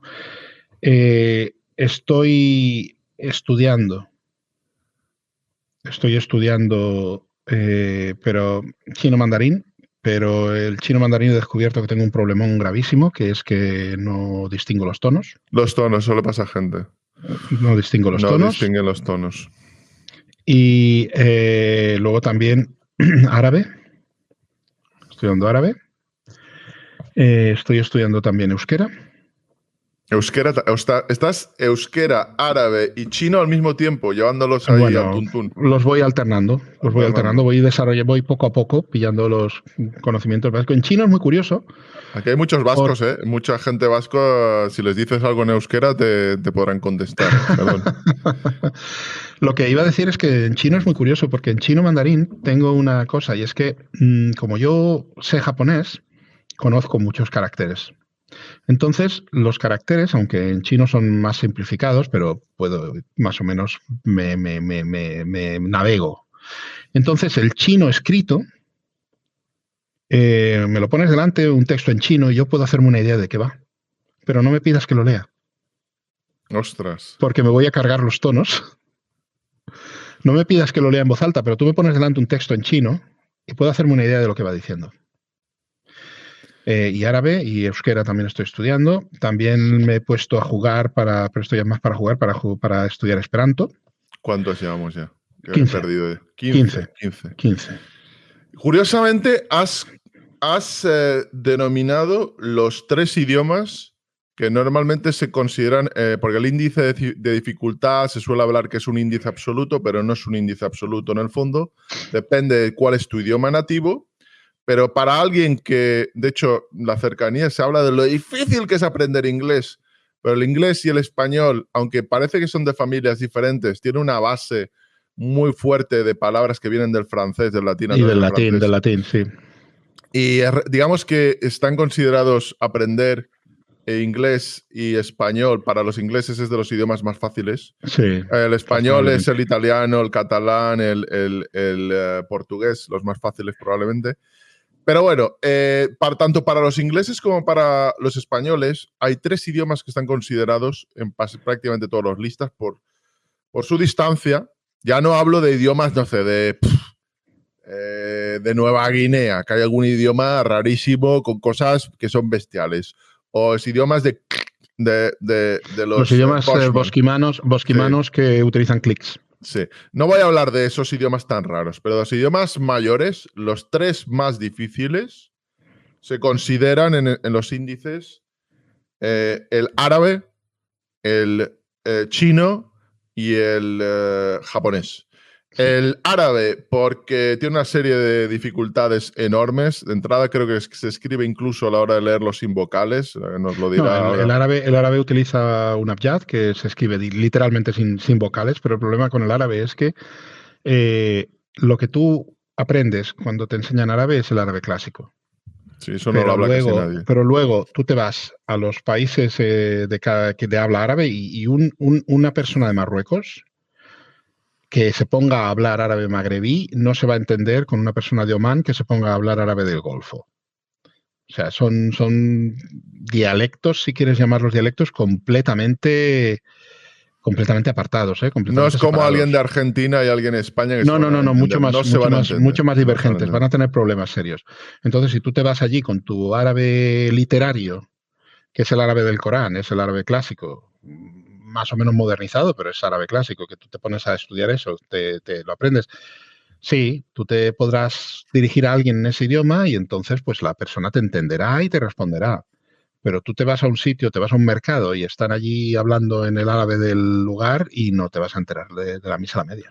Y luego, al parecer, el plural también es relativamente complejo comparado con el plural de los idiomas. El plural es más que nada porque tienen un plurale tantum. O sea, lo que se llama plurale tantum, que es básicamente que las palabras no hay prácticamente un sistema regular de obtener plurales. Tú lo que haces es que tú no sacas el plural coges el andamio de las consonantes y cambias las vocales, pero no hay básicamente una regla que te diga que cambiando tales vocales por tales otras te dé el plural. Para cada palabra tienes que aprenderte la palabra y tienes que aprenderte el plural que le toca, no hay otra. O sea, que no hay regla para definir el plural en el árabe. Algunas palabras femeninas, por ejemplo, sayara, que es coche, pues sayarati es el plural. pero la mayoría de las palabras van con eso de los cambios de vocales. Kitab, que es libro, kutub, que es libros, y cosas así. O sea, para cada palabra te tienes que aprender el plural que le toque. Eso es bestial. Luego hay gente que considera, porque hay una discusión, es más difícil el árabe, es más difícil el japonés, es más difícil el chino. Alguna gente dice, el chino es muy fácil, la gramática, todo muy fácil. Todo La muy gramática, fácil, pero la gramática la gramática del chino es más simple que el mecanismo de un botijo. Pero el problema te viene cuando tienes que aprenderte la escritura y cuando te toca aprenderte la fonética. y si los Que tonos, los hay tonos incluyen gente, la fonética. La claro, fonética incluye los tonos. porque el problema de los tonos, hay gente que no es buena naturalmente con los tonos y a ella se le fue todo por el sumidero. Los tonos, ¿qué es lo que hacen en el chino? Básicamente, ¿qué juego, qué No, básicamente causan? los tonos lo que indican, los tonos son un elemento más que Nosotros transmite desconocemos. información. Es un elemento más que transmite información semántica. Ma, ma, ma, ma. Esas 4 sílabas quieren decir 4 cosas diferentes. Luego también hay un quinto tono, que es el completamente neutro, que suele utilizarse en partículas que van al final de la frase, pero bueno, no vamos a entrar ahora en eso, ¿vale? Entonces lo que ocurre es que cada ma, ma, ma, ma, ma, eso quieren decir 4 cosas diferentes. Entonces, el problema que tengo yo, ¿vale? Tú te he producido los tonos, pero me pongo a escuchar y sobre todo si la persona habla deprisa no los pillo, ¿vale? Y las cosas que pueden querer decir son completamente diferentes, porque los 4 más que he dicho pueden querer decir caballo, madre, reñir y básicamente cáñamo. Y hay una anécdota famosísima de un tipo que estaba en Hong Kong, que era en inglés, que el cantonés es aún peor, porque el cantonés tiene a efectos prácticos 6 tonos en vez 6 de o 4. 7, sí. Sí. Entonces, el cantonés tiene esos 6 tonos en vez de 4.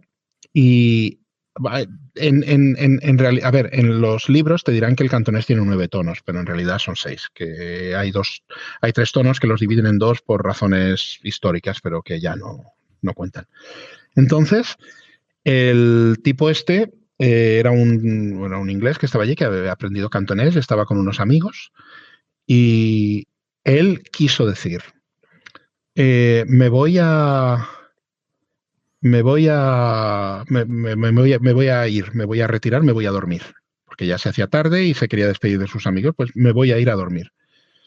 Y lo que acabó diciendo fue algo así como me voy a donde mea el elefante, porque se equivocó con los tonos.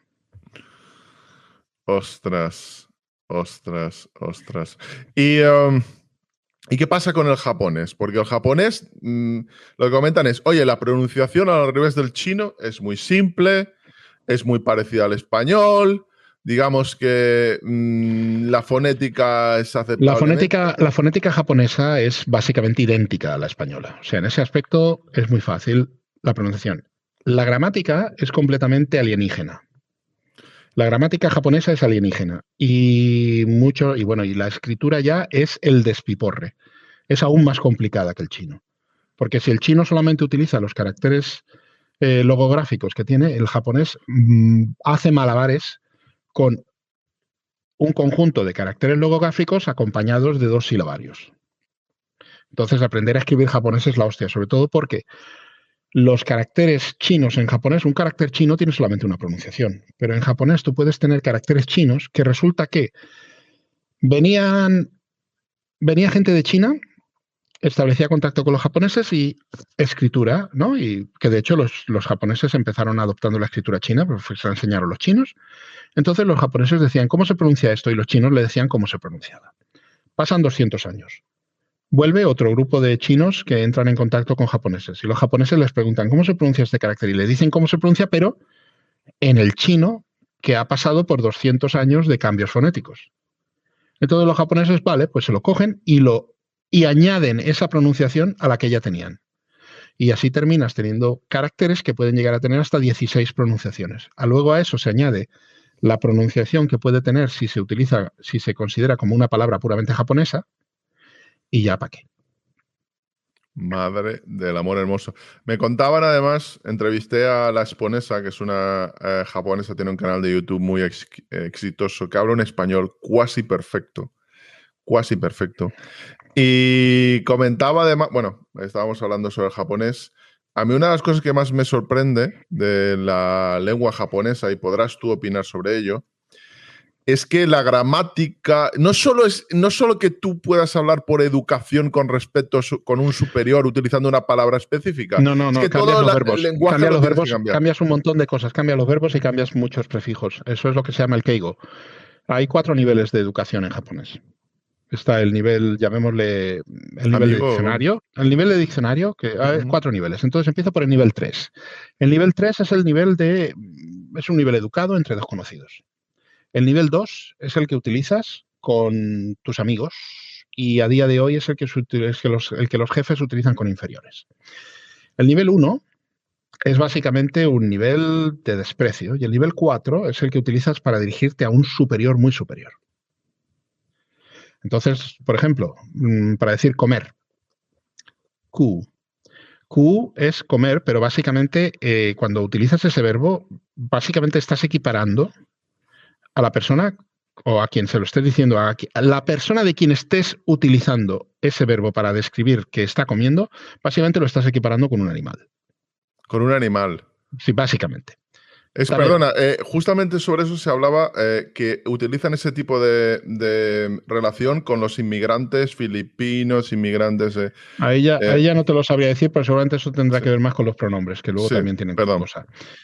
Entonces, Q es comer, pero básicamente es realmente es ofensivo. Es un verbo que quiere decir comer, pero es con connotaciones ofensivas. Taberu, el nivel 2. Taberu es el que utilizarías para dirigirte a un igual, a un amigo tuyo o algo, o cuando tu jefe se dirige a ti y te pregunta si vas a comer o algo, te dirá taberu. Tabemas es comer, pero digamos entre desconocidos con un nivel de educación que tú utilizarías, como dijéramos, hablar de usted. Y luego, el nivel 4. Si estás expresando la acción de comer que lleva a cabo tu superior, dirías otabe ni narimas. ¿Otaberin Naminas? Otabe ni narimas. Otabe ni narimas, que es el superior el que está comiendo. Estoy hablando de un superior muy superior. Si estás indicándole a un superior que tú vas a comer, lo que tú dices es itadakimasu. Entonces, para esto tú tienes que aprenderte, para los diversos verbos, tienes que aprenderte las diferentes formas que tienen para los diferentes niveles de educación y tienes que ser consciente de qué nivel de educación estás utilizando. Después, tenemos la cuestión de los pronombres. Hay muchísimas formas de decir yo en japonés. La forma, digamos, neutra es watashi. Si quieres ser educado y estás hablando con un superior, utilizarás watakushi. Watakushi también es lo que es en circunstancias formales, verás que hay mujeres que utilizan watakushi. Si eres un tío mayor ya de 65 años para arriba, igual dices washi. Si eres una chica joven, dirás atashi. Si eres una adolescente mona, dirás atai. Si eres un chico así energético, dirás boku. Si eres un tío rudo, dirás ore.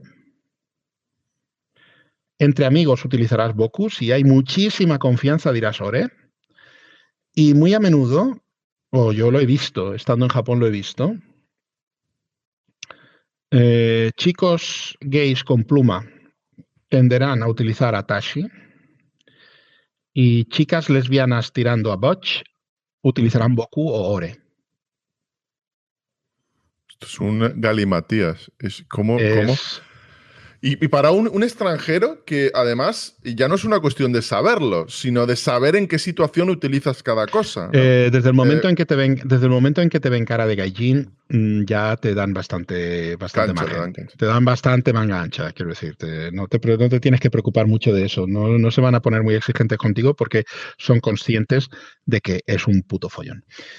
Y luego tenemos los pronombres para tú. Normalmente el pronombre para tú es muy curioso. Tú es una cosa que tú, normalmente cuando tú hables, por ejemplo, cuando yo hablaba con mi maestro, cuando yo tenía mi tutor de doctorado allí en Japón. Yo a mi tutor de doctorado jamás me dirigía a él con un pronombre.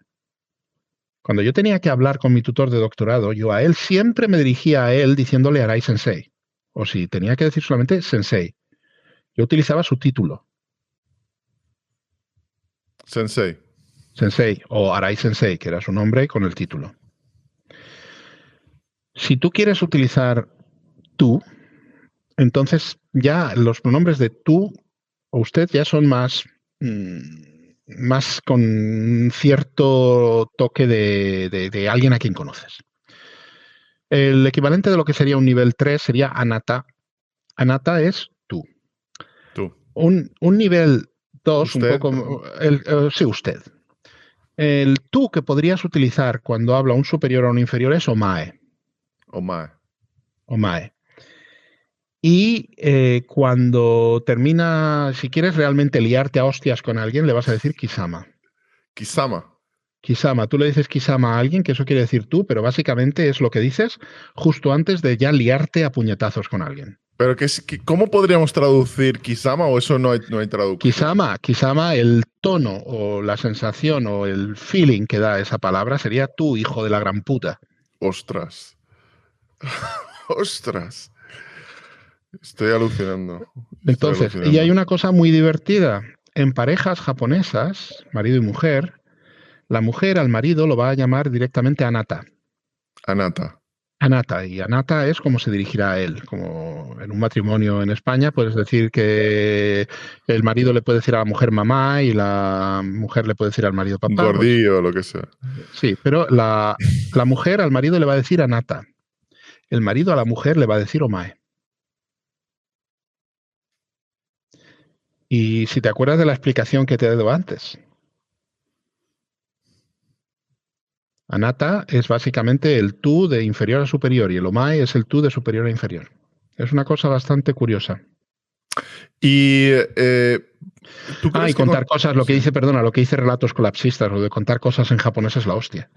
Porque en japonés, aparte de que en japonés tienes dos conjuntos de números, que uno es de origen japonés y el otro es de origen chino, y para números grandes más de 10 solo se utilizan numerales chinos, resulta que para contar objetos, al número lo tienes que acompañar con una palabra especial que se llama contador, que indica cómo es el objeto que estás contando. ¿Cómo es el objeto que estás Sí, por ejemplo, yo estoy contando lápices. Un lápiz es un objeto alargado. Entonces yo diría algo así como Enpitsu Sanbon. San quiere decir 3. Bon, que viene de la partícula hon, pero hay cambios fonéticos ahí, Sanbon. Ese bon lo que indica es que lo que estoy contando tiene una forma alargada. Si yo estoy contando platos, y yo tengo 3 platos, entonces serían Sara San Mai. Porque Mai indica que estás contando objetos de forma plana, ya sean platos, hojas de papel, lo que sea. Si estoy contando libros, periódicos o rollos, pergaminos, de estos así, rollos, ¿sabes? Los rollos que se usaban antes para escribir, todas esas cosas que son hojas juntas de alguna manera, es, por ejemplo, qué sé yo, Shimbun o Isatsu, un periódico. Shimbun Isatsu. Satsu es la palabra que utilizas para indicar que estás contando colecciones de hojas juntas. Si yo estoy hablando, por ejemplo, estoy contando animales pequeños. Zaru San Biki, 3 monos. Biki, Hiki Biki, esa es la palabra que indica que estás contando animales pequeños. Bueno, pues hay palabras de esas de contadores para hartarte. No me digas. Cualquier característica que te imagines que pueda tener algún objeto, la expresas con un contador. Pero, a ver, siempre se describe por parte de extranjeros que Japón es como un país alienígena, una civilización. Es como el mundo distópico en el que se mezcla lo tradicional y lo hipertecnológico. Tú que has vivido allí 4 años, ¿tú consideras que ese cliché es real o es una mera...? Yo los 4 años que pasé en Japón fueron de los mejores de mi vida. cuesta romper el hielo de verdad con los japoneses, cuesta mucho. Pero en el momento en el que rompes el hielo y realmente consigues hacerte amigo de japoneses, son amigos muy profundos, son amigos muy fuertes. Cuesta muchísimo romper el hielo, cuesta muchísimo romper la barrera del Hone y el Tatemae. Tatemae es la cara que presentas al mundo. Hone es quién eres tú. Todo el mundo tiene su Tatemae y su Hone. Y se considera... sí, pero consideran que el Tatemae y el Hone son igual de honestos. No es aquello de que tú es que te pones una máscara y estás ocultando quién eres y eso está feo, que es lo que nos parece a nosotros. Pero no, en Japón es perfectamente aceptable y perfectamente comprensible tener un Tatemae para el público y un Hone para el privado, y los dos se consideran igualmente auténticos. Entonces es una cosa bastante interesante en ese aspecto. Y lo que he dicho, es difícil en mi experiencia, es difícil romper el hielo con los japoneses, pero cuando lo haces, son amigos muy profundos. ¿Y cuáles crees que son las mayores diferencias culturales entre Japón y España? A nivel de social, relación, no vamos a hablar de historia, a nivel de relaciones humanas, de amistad. No sé. Sobre todo es aprender sobre todo lo que te cuesta, lo que cuesta muchísimo desde un punto de vista de ser español o de ser occidental o como quieras decirlo. Desde un punto de vista de que tienes que entender que esto que he explicado del Tatemae y el Honen no quiere decir que sean falsos. Eso no es una señal de falsedad, que para nosotros lo sería, pero en Japón no. Y también que muy a menudo, pues, en Japón es bastante difícil que consigas que te digan que no directamente. Decir que no es algo que se considera bastante de mala educación. No puedes decir no, directa. No es que no puedas decir no, es que una negativa directa es de mala educación. Sí. Entonces te lo dicen todo, las cosas te las pueden terminar diciendo con unos rodeos y unas cosas alucinantes. Ejemplo, llamas a la oficina de viajes. Buenas, sí, dígame. Pues que quiero viajar a X. Estoy en Tokio y quiero viajar a X. Ajá, muy bien. ¿Y cómo quiere viajar hasta allá? Querría viajar en avión. ¿Quiere usted ir hasta X? Sí. ¿En avión? Sí. ¿No preferiría usted ir en tren? No, quiero ir en avión. ¿Y quiere usted ir en avión? Sí. ¿Hasta X? En efecto. ¿Y seguro que no le interesa, seguro que no preferiría usted coger el tren?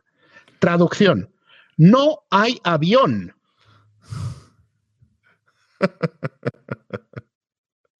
Entiendo que eso es... ¿Tú has tenido malentendidos con japoneses por este tipo de cuestiones? ¿O no? Los tuve, por supuesto que los tuve. Porque a lo mejor han interpretado que tus negativas eran muy cortantes o muy mal educadas. Por supuesto. Hubo fricciones de comportamiento hasta que yo aprendí y hasta que mis compañeros en el laboratorio aprendieron. Cuando estaba estudiando allí y haciendo mi doctorado, en algunos momentos hubo algunas fricciones porque había esos malentendidos de comportamiento entre ellos y yo. Pero bueno, todo se termina pudiendo explicar. No, yo tengo una anécdota, os voy a contar una anécdota de una amiga mía que conocí en Islandia, una chica alemana que había sido au pair en Japón.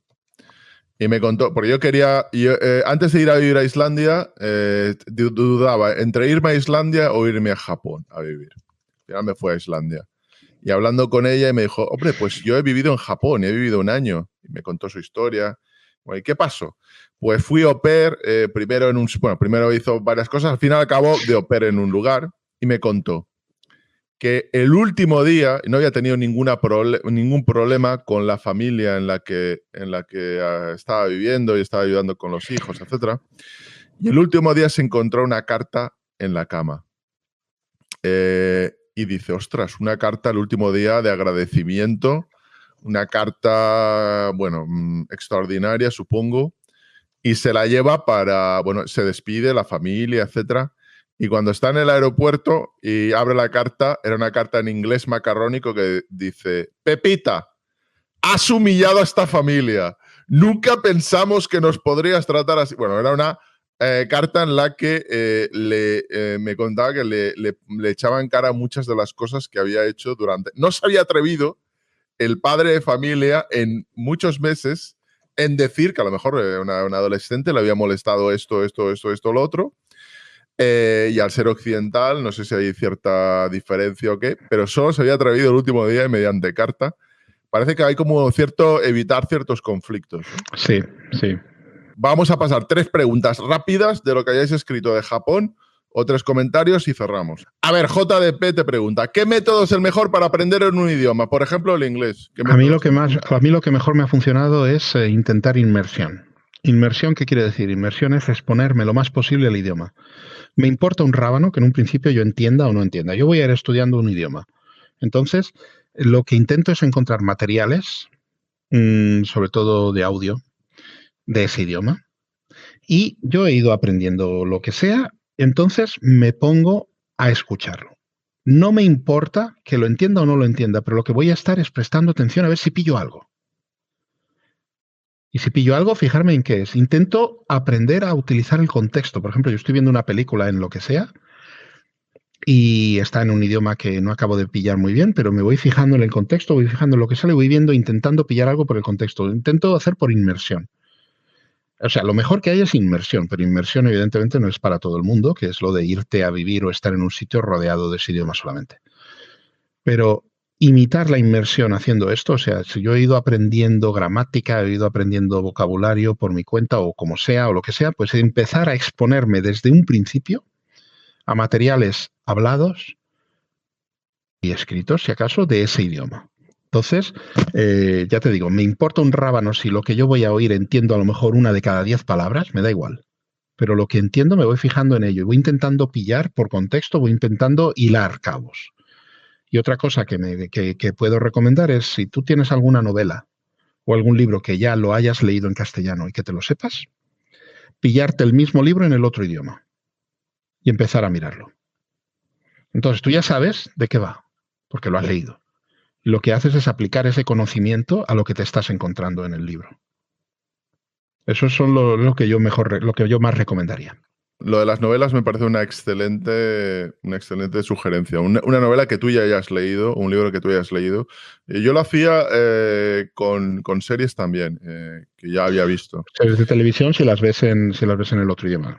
Vale. Que ahí es donde puedes utilizar mucho lo que he dicho del contexto. Sí, es que además las series tienen la ventaja que solamente el lenguaje, la pronunciación la puedes incorporar. Vale, bueno, esto entra en el cliché de Japón, ¿no?